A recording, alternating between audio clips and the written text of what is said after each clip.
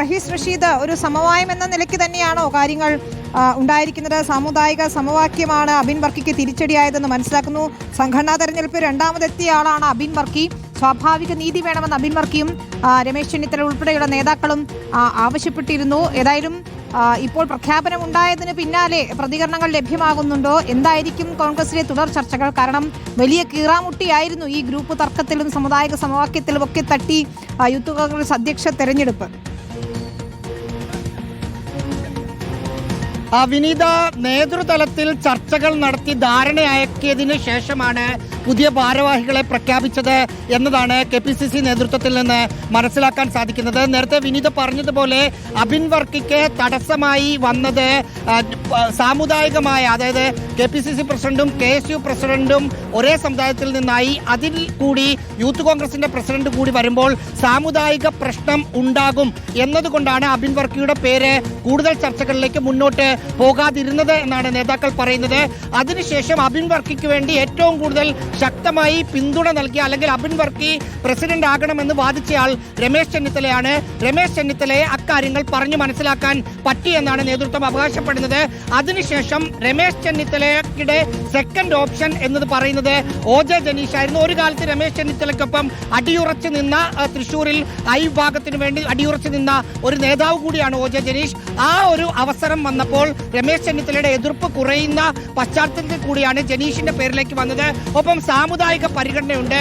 പ്രത്യേകിച്ച് SNDP ഒക്കെ കോൺഗ്രസിനെതിരായ നിലപാട് പ്രത്യക്ഷത്തിൽ എടുത്തു നിൽക്കുന്ന ഒരു സാഹചര്യത്തിൽ ആ സമുദായത്തിൽ നിന്നുള്ള ഒരാൾ യൂത്ത് കോൺഗ്രസിന്റെ സംസ്ഥാന പ്രസിഡന്റ് സ്ഥാനത്തേക്ക് വരുമ്പോൾ അവരെ ആ തരത്തിൽ ഏറ്റവും പ്രധാനമായി പറഞ്ഞാൽ ഈഴോ സമുദായത്തിൽ നിന്നുള്ള എതിർപ്പ്, അല്ലെങ്കിൽ അത് കുറച്ച് വോട്ടാക്കി ജനീഷിന് കൊണ്ടുവരാൻ കഴിയും എന്നൊരു കണക്കുകൂട്ടൽ കൂടി നേതൃത്വത്തിന് ഉണ്ട്. അപ്പോഴും അബിൻ വർക്കിയെയും ഒപ്പം ബിനു ചുള്ളിയിലെയും ഒന്നും KM അഭിജിത്തിനെ ഒന്നും പിണക്കാതെ, ഒരു തെരഞ്ഞെടുപ്പ് സമയമാണ് വരുന്നത്. പ്രത്യേകിച്ച് സംസ്ഥാന സർക്കാരിനെ പിടിച്ചുലയ്ക്കുന്ന തരത്തിൽ ശബരിമലയിലെ സ്വർണ്ണക്കൊള്ള കേസിൽ പ്രതിപക്ഷം സമരരംഗത്താണ്. അതിന്റെ മുന്നണി പോരാളികളായി ആദ്യഘട്ടത്തിൽ മുന്നിൽ നിൽക്കേണ്ട യൂത്ത് കോൺഗ്രസിന് പ്രസിഡന്റ് ഇല്ലാത്ത അവസ്ഥയിൽ അവർ കുറച്ച് പിന്നോക്കായിരുന്നു. അപ്പോൾ ആ നിലയിൽ സമരരംഗത്ത് ശക്തിപ്പെടുത്തണം. തൊട്ടു പിന്നാലെ തദ്ദേശ സ്വയംഭരണ തെരഞ്ഞെടുപ്പ് വരുന്നു, അതിന് പിന്നാലെ നിയമസഭാ തെരഞ്ഞെടുപ്പ് വരുന്നു. രാഹുൽ മാങ്കൂട്ടം സംസ്ഥാന പ്രസിഡന്റായിരുന്ന സമയത്ത് പലയിടത്തും സംഘടനാ സംവിധാനങ്ങളില്ലായിരുന്നു. രാഹുൽ ഒരു ടീമായി, ഒരു വളരെ കുറച്ച് പേർ ഒപ്പം നിൽക്കുന്നവരെ മാത്രം ഒപ്പം നിർത്തി മുന്നോട്ട് പോകുന്ന ഒരു രീതിയായിരുന്നു. താഴെക്കടയിൽ യൂത്ത് കോൺഗ്രസ് ഇല്ലാത്ത ഒരു സാഹചര്യം ഉണ്ടായിരുന്നു. അതുകൊണ്ട് അടിത്തട്ടിൽ മുതൽ യൂത്ത് കോൺഗ്രസ് ഉണ്ടാക്കി കൊണ്ടുവന്ന് തിരഞ്ഞെടുപ്പിനെ നേരിടുക. ഒപ്പം പ്രതിപക്ഷം എന്ന നിലയിൽ ഇനി വരാനിരിക്കുന്നത് നിയമസഭാ തെരഞ്ഞെടുപ്പ് കാലത്ത് സമരങ്ങളുടെ ഒരു വേലിയേറ്റമായിരിക്കും. അതിനൊക്കെ നേതൃത്വം കൊടുത്ത് വിജയകരമായ രീതിയിൽ യൂത്ത് കോൺഗ്രസിനെ മുന്നോട്ട് കൊണ്ടുപോവുക എന്ന വെല്ലുവിളി OJ ജനീഷിന് വരുമ്പോൾ മറ്റുള്ളവരുടെ ഞാൻ ചോദിക്കട്ടെ, ഈ വർക്കിംഗ് പ്രസിഡന്റ് എന്നൊരു സ്ഥാനം കൂടി നൽകി ബിനു ചുള്ളിയിലിനെ അക്കോമഡേറ്റ് ചെയ്ത് KC വേണുഗോപാലിനെ കൂടി അനുനയിപ്പിക്കുക എന്നതായിരുന്നു ലക്ഷ്യമിട്ടത്. വിനിത, നമ്മൾ മനസ്സിലാക്കുന്നത് KC വേണുഗോപാലിന് കൂടി OJ ജനീഷ് വരുന്ന കാര്യത്തിൽ, അതായത് ബിനു ചുള്ളിയിൽ അല്ലെങ്കിൽ OJ ജനീഷ് വരട്ടെ എന്ന നിലപാട് KC വേണുഗോപാലിനും ഉണ്ടായിരുന്നു എന്നാണ് മനസ്സിലാക്കുന്നത്. ഷാഫി പറമ്പിലും KC വേണുഗോപാലും കൂടി താല്പര്യപ്പെട്ടിട്ടാണ് OJ ജനീഷ് വന്നത് എന്നാണ് നമ്മൾ മനസ്സിലാക്കുന്നത്.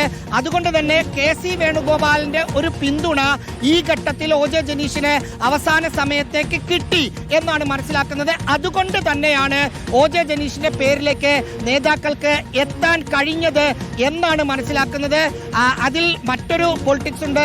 KC വേണുഗോപാലിനെ സംബന്ധിച്ച് പ്രധാനപ്പെട്ട പദവികളിൽ അദ്ദേഹത്തെ അനുകൂലിക്കുന്ന ആളുകളെ കൊണ്ടുവരാൻ കഴിയുന്നു എന്നതും, ഷാഫി പറമ്പിലിനെ സംബന്ധിച്ച് രാഹുൽ മാങ്കൂട്ടം യൂത്ത് കോൺഗ്രസിന്റെ സംസ്ഥാന പ്രസിഡന്റ് ആയിരുന്ന സമയത്ത് ഏതാണ്ട് അതിന്റെ പാർട്ടിയുടെ യൂത്ത് കോൺഗ്രസിന്റെ കടിഞ്ഞാൻ ഷാഫിയുടെ കയ്യിലുണ്ടായിരുന്നു. ഷാഫി തന്നെ പേര് പറയുന്ന OJ ജനീഷ് വീണ്ടും വരുന്നതോടുകൂടി ആ ഷാഫിക്ക് രാഹുൽ മാങ്കൂട്ടത്തിന് പകരം മറ്റൊരാൾ വന്നു എന്ന് മാത്രമേ ഉള്ളൂ. തനിക്കൊപ്പം നിൽക്കുന്ന, താൻ പറഞ്ഞാൽ കേൾക്കുന്ന ഒരാളെ കൊണ്ടുവരാൻ പറ്റി എന്നത് അവരെ സംബന്ധിച്ചും നേട്ടമാണ് എന്ന് നമുക്ക് ഈ ഘട്ടത്തിൽ വിലയിരുത്തേണ്ടി വരും. വിനിത, ഏറ്റവും കൗതുകമുള്ള കാര്യം അതുകൊണ്ട് തന്നെയാണ് ഞാൻ ചോദിച്ചത്. ഒരു പക്ഷേ യൂത്ത് കോൺഗ്രസിന് വർക്കിംഗ് പ്രസിഡന്റ് എന്ന നിലയ്ക്ക് ഒരാളെ കൊണ്ടുവരുന്നതൊക്കെ യഥാർത്ഥത്തിലാണ് എന്നതുകൂടി പരിശോധിക്കപ്പെടേണ്ടതാണ്. ഈ പറഞ്ഞതുപോലെ KC വേണുഗോപാലിന്റെ നോമിനിയായിരുന്നു. മാത്രമല്ല ഇതിൽ സംഘടനയിൽ ആക്റ്റീവായിരുന്നയാളായിരുന്നോ ഇവിടെ സംസ്ഥാനത്ത് ബിനു ചുള്ളിയിൽ വർക്കിംഗ് പ്രസിഡന്റായി വരുന്നയാൾ എന്നൊക്കെയുള്ള ചോദ്യങ്ങളും ബാക്കിയാണ്. ഏതായാലും KC വേണുഗോപാലിന്റെ നോമിനി എന്ന നിലയ്ക്ക് കൂടിയാണ് ഇപ്പോൾ ബിനു ചുള്ളിയിലിനെ പരിഗണിച്ചിരിക്കുന്നതെന്ന് മനസ്സിലാക്കുന്നു, അല്ലേ നോബിൾ മാരിക്കാരൻ?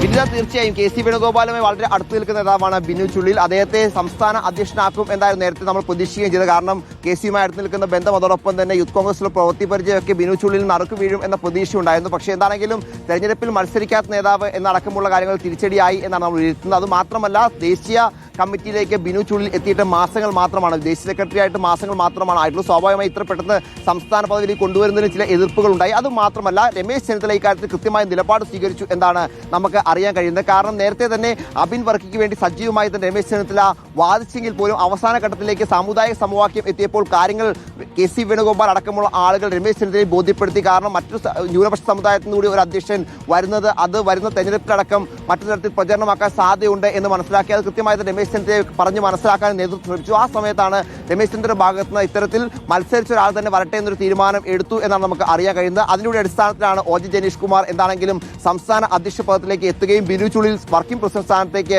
വരേണ്ടി വരികയും ചെയ്ത സാഹചര്യം ഉണ്ടായത്. എന്താണെങ്കിലും യൂത്ത് കോൺഗ്രസ് സംബന്ധിച്ചിടത്തോളം വളരെ പ്രധാനപ്പെട്ട തീരുമാനമാണ് ഇപ്പോൾ ഉണ്ടായിരിക്കുന്നത്. രണ്ട് പ്രധാനപ്പെട്ട നേതാക്കൾ, പ്രത്യേകിച്ച് രണ്ടുപേരും വളരെ പ്രവർത്തനമായി പരിചയമുള്ള നേതാക്കളാണ്. രണ്ടുപേരും യൂത്ത് കോൺഗ്രസിലും KSUവിനും ശക്തമായി പ്രവർത്തിച്ച ആളുകളാണ്. അത്തരത്തിൽ പ്രവൃത്തി പരിചയമുള്ള രണ്ടുപേരെ യൂത്ത് കോൺഗ്രസ് സംസ്ഥാന പദവിയിൽ എത്തിക്കാൻ കഴിഞ്ഞു എന്ന് മാത്രമല്ല, സാമുദായിക സമവാക്യം അടക്കം പരിഗണിച്ചുകൊണ്ട് ആ തീരുമാനത്തിലേക്ക് പോകുവാനും നേരത്തെ ഇതിൽ ഉണ്ടായിരുന്ന, പ്രത്യേകിച്ച് ഉപാധ്യക്ഷനായിരുന്ന അബിൻ വർക്കി കൊടിയാട്ടിനെയും ഒപ്പം ദേശീയ സെക്രട്ടറി പദത്തിലേക്ക് പരിഗണിക്കാത്തതിൽ വലിയ അതൃപ്തി ഉണ്ടായിരുന്ന KM അഭിജിത്തിനെയും പ്രത്യേകിച്ച് AI ഗ്രൂപ്പുകളിലെ പ്രധാനപ്പെട്ട രണ്ട് നേതാക്കളെ ദേശീയ സെക്രട്ടറിമാരായി ഉയർത്തിക്കൊണ്ടുവന്ന് ആ പ്രശ്നത്തിന് പരിഹാരം കണ്ടുകൊണ്ട് ഒരു സമവായ നീക്കം തന്നെയാണ് ഈ ഘട്ടത്തിൽ ഉണ്ടായിരിക്കുന്നത് എന്ന കാര്യത്തിൽ യാതൊരു സംശയമില്ല. അബിൻ വർക്കി കൊടിയാട്ടിന് തിരിച്ചടിയായത് സാമുദായിക സമവാക്യം, പ്രത്യേകിച്ച് KPC അധ്യക്ഷ, അതോടൊപ്പം തന്നെ മഹിളാ കോൺഗ്രസ് സംസ്ഥാന അധ്യക്ഷ, അതോടൊപ്പം തന്നെ KSU സംസ്ഥാന അധ്യക്ഷ, ഈ മൂന്ന് പേരും ന്യൂനപക്ഷ സമുദായത്തിൽ നിന്ന് ആളുകളാണ്. സ്വാഭാവികമായി യൂത്ത് കോൺഗ്രസിന്റെ അധ്യക്ഷനെ കൂടി ആ പദവിയിലേക്ക് ന്യൂനപക്ഷ സമുദായത്തിൽ നിന്ന് പരിഗണിച്ചാൽ അത് വലിയ തരത്തിൽ തിരിച്ചടിയാകുമെന്നൊരു വിലയിരുത്തൽ കൃത്യമായി തന്നെ നേതൃത്വം, അത് KPC നേതൃത്വം കൃത്യമായി തന്നെ ചർച്ച എടുത്ത തീരുമാനമാണ്. അത് എന്തുകൂടി പ്രസക്തമാണ്. ആ പശ്ചാത്തലത്തിലാണ് ഇപ്പോൾ എന്താണെങ്കിലും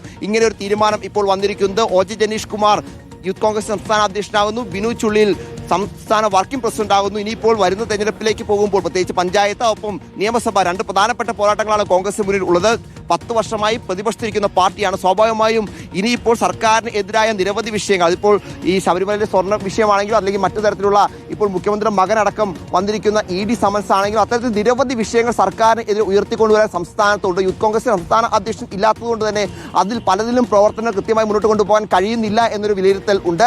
ആ സാഹചര്യമൊക്കെ പരിഗണിച്ചുകൊണ്ടാണ് ഇപ്പോൾ ഇത്രയും വേഗം ഒരു പ്രസിഡന്റിനെ, പ്രത്യേകിച്ച് വലിയ ചർച്ചകൾ പൂർത്തിയാക്കി എത്രയും വേഗം പ്രസിഡന്റ് പ്രഖ്യാപിക്കാൻ തീരുമാനത്തിലേക്ക് കഴിഞ്ഞ ദിവസങ്ങളിൽ കാര്യങ്ങൾ മുന്നോട്ട് കൊണ്ടുപോയത്. ആ ചർച്ചകൾ KC വേണുഗോപാൽ ഇന്നലെയുമൊക്കെ കേരളത്തിലുണ്ടായിരുന്നു. കേരളത്തിലേക്ക് ഇതുമായി ബന്ധപ്പെട്ട് ചർച്ചകൾ നടന്നു എന്നാണ് അറിയാൻ കഴിയുന്നത്. ഷാഫി പറമ്പിൽ അടക്കമുള്ള ആളുകളൊക്കെ എടുത്ത നിലപാടൊപ്പം മറ്റ് പ്രധാനപ്പെട്ട ഗ്രൂപ്പിന്റെയൊക്കെ നേതാക്കൾ, VD സതീശനൊക്കെ എടുത്ത തീരുമാനങ്ങൾ വലിയ തരത്തിൽ നിർണായകമായി എന്ന് മനസ്സിലാക്കുന്നു. രമേശ് ചെന്നിത്തല അവസാനം ഇതുമായി ബന്ധപ്പെട്ട കാര്യങ്ങൾ പറഞ്ഞ് ബോധ്യപ്പെടുത്താൻ നേതൃത്വത്തിനായി. അതിന് പിന്നാലെയാണ് OG ജനീഷ് കുമാർ സംസ്ഥാന യൂത്ത് കോൺഗ്രസ് അധ്യക്ഷനായി പ്രഖ്യാപിക്കപ്പെട്ടിരിക്കുന്നത്. കോൺഗ്രസിനെ സംബന്ധിച്ചിടത്തോളം വലിയ തലവേദനകളില്ലാതെ ഈ പുനഃസംഘടന പൂർത്തിയാക്കാൻ കഴിഞ്ഞു എന്ന് നമുക്ക് വേണമെങ്കിൽ വിലയിരുത്താൻ കഴിയും. കാരണം ചർച്ചകൾ ആദ്യഘട്ടത്തിലൊക്കെ വാദങ്ങൾ പലത് ഉയർന്നു വന്നെങ്കിലും അത് സാമുദായിക സമവാക്യം അടക്കമുള്ള കാര്യങ്ങൾ പറഞ്ഞ് രമേശ് ചെന്നിത്തലയെ കൃത്യമായി തന്നെ ബോധ്യപ്പെടുത്താൻ പാർട്ടിക്ക് കഴിഞ്ഞു എന്നാണ് ഇപ്പോൾ ഈ പ്രഖ്യാപനം ഉണ്ടാകാനുള്ള കാരണമായി പലരും വ്യക്തമാക്കുകയും വിലയിരുത്തുകയും ചെയ്യുന്നതാണ്. നിലവിലത്തെ സാഹചര്യത്തിൽ യൂത്ത് കോൺഗ്രസിന്റെ പുതിയ സംസ്ഥാന അധ്യക്ഷൻ വരും ദിവസം ചുമതലയേറ്റ് അദ്ദേഹത്തിന്റെ പ്രവർത്തനത്തിലേക്ക് കടക്കും എന്നാണ് നമുക്ക് അറിയാൻ കഴിയുന്നത്. ഇപ്പോൾ ഒരു സമയം പോലും വേസ്റ്റ് ചെയ്യാനില്ല. അത്തരത്തിൽ എത്രയും വേഗം പ്രവർത്തനങ്ങളിലേക്ക് കടന്നുകൊണ്ട് കൃത്യമായ രീതിയിൽ